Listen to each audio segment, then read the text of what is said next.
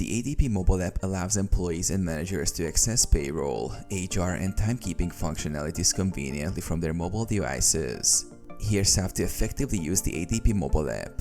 Login and authentication. Download the ADP mobile app from the App Store or Google Play Store. Log in using your ADP credentials provided by your employer. View pay statements. Access current and historical pay statements, including details on earnings, taxes, and deductions.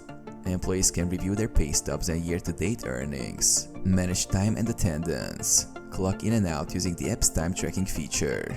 Employees can also view their work schedules, request time off, and review attendance records. Benefits and HR information. Review benefits enrollment status, coverage details, and manage benefits elections. Access HR documents such as employee handbooks, policies, and procedures.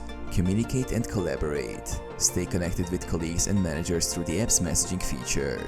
Receive notifications for important updates, such as payroll deadlines or benefit enrollment periods. Security and privacy.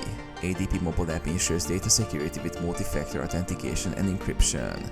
Personal and sensitive information is protected according to industry standards. Support and updates. Get help and support directly through the app for any technical issues or questions. Stay informed about new features and updates through app notifications.